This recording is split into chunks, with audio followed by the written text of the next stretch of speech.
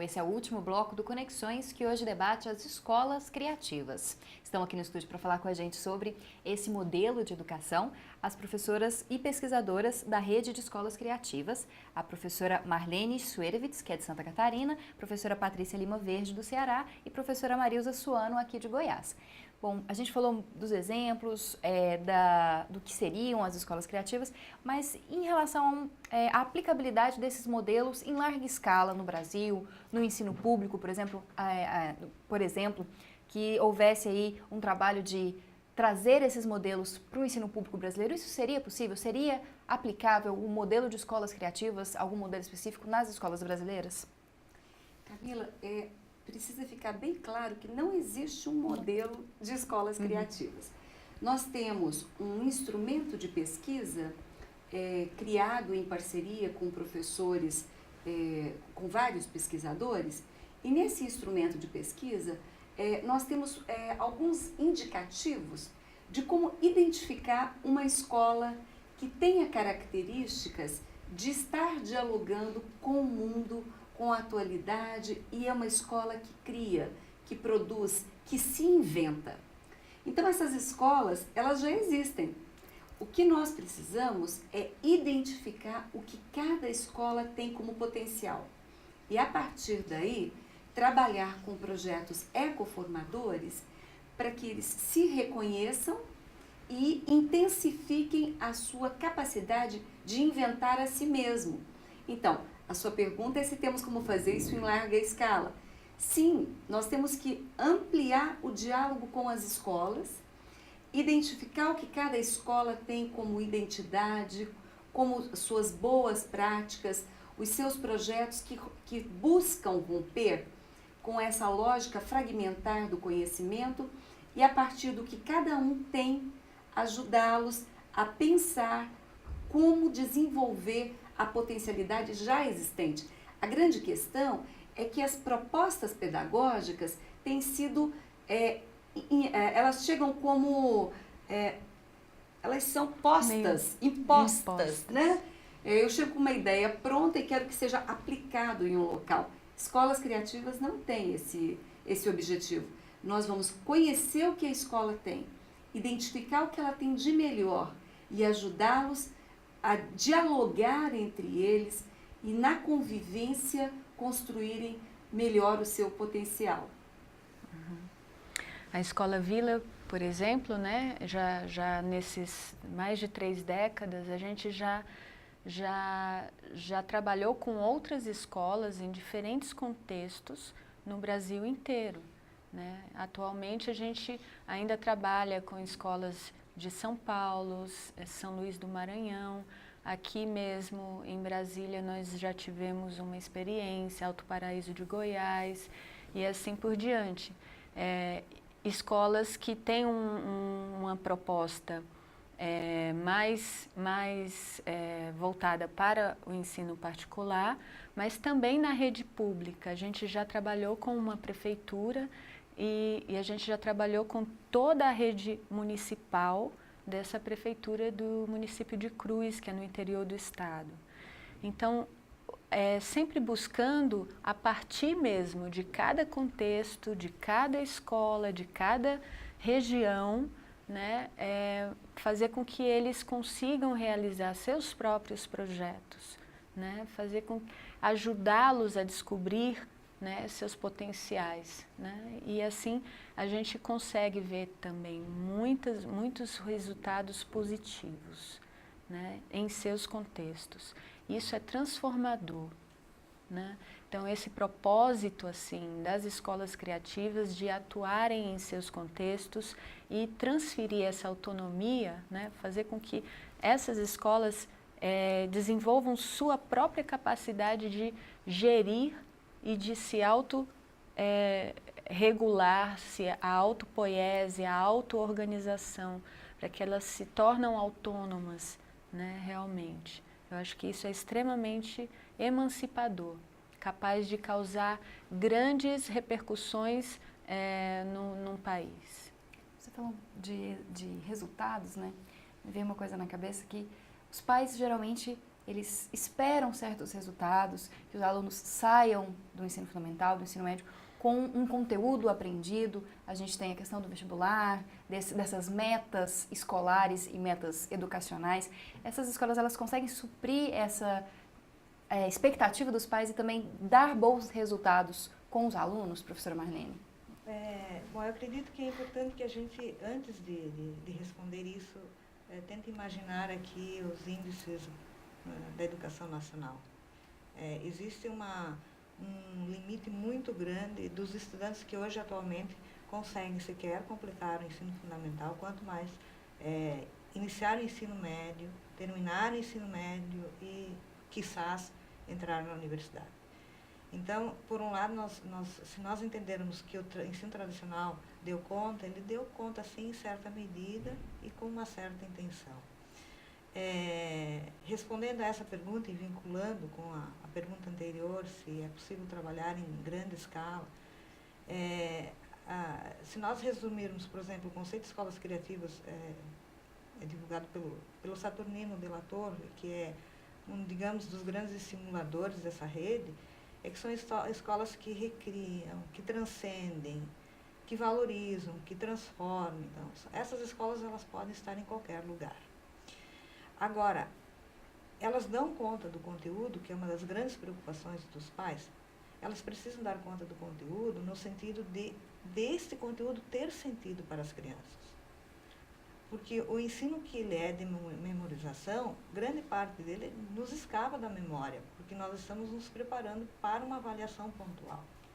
E o sentido das escolas criativas é justamente o contrário, que a gente se aproprie, sim, dos conhecimentos que estão historicamente acumulados, mas que a gente encontre sentido nesses conhecimentos e os ressignifique para poder intervir nessa realidade. Então, além de se trabalhar muito seriamente com a questão das disciplinas, do valor do conhecimento científico, é preciso conectar esse conhecimento científico com a realidade, dando sentido a ele, sim. Então, hoje existem múltiplos interesses que as crianças têm em função de todo avanço tecnológico, e uma escola que centra no quadro de giz, na fala do professor e no máximo em um livro didático por unidade curricular, ele acaba sendo um ambiente pobre para a realidade de hoje. Então, nesse sentido, as ideias que nós estamos discutindo e as escolas hoje discutem é valorizar o conhecimento científico sem perdê-lo. Então, sim, a criança sair com conhecimento, porque no momento que ele aprende as propriedades de algum elemento, manipulando, como a Patrícia falou, ele está conseguindo se apropriar do conceito e, ao mesmo tempo, ver como esse conceito funciona na realidade. Então, nesse sentido, nós não temos preocupação de que as propostas da escola criativa, elas não darão conta do conteúdo necessário. Ao contrário, nós levamos isso muito a sério e pensamos que é necessário, sim, dar conta do conteúdo, mas que conteúdo? Qual o significado desse conteúdo? E o que esse conteúdo vai possibilitar intervir? Então, que não seja uma simples memorização, mas que seja um fortalecimento da resiliência para que as pessoas possam enfrentar essas adversidades e construir, oxalá, um mundo mais solidário, menos competitivo. Bom, é isso. Uma outra questão que eu acho que também fica latente ao se discutir educação é a melhoria da educação no Brasil. A gente vê os baixos índices de aprendizagem, crianças que às vezes saem analfabetas funcionais, como a gente diz, ou que não conseguem aprender esse conteúdo. De que forma que as escolas criativas, a professora Marlene falou um pouquinho, mas de que forma mais essas escolas podem auxiliar na melhoria dessa educação, auxiliar na melhoria dos resultados, que são os grandes indicadores da qualidade educacional, né, que nós temos, podem melhorar esses resultados, dar uma educação de melhor qualidade para as crianças? Eu tenho acompanhado uma escola que fica em Inhumas, é uma escola estadual, é a Escola João Lobo Filho. Essa escola teve um excelente resultado no IDEB, caso minha memória não esteja falhando, ela ficou em primeira colocação no estado. Esse índice do IDEB, ele diz pouco, ele é capaz de retratar muito pouco a realidade das escolas, No entanto, esta é uma escola que tem indícios que nós precisamos investigar mais. É uma equipe altamente comprometida com a aprendizagem das crianças.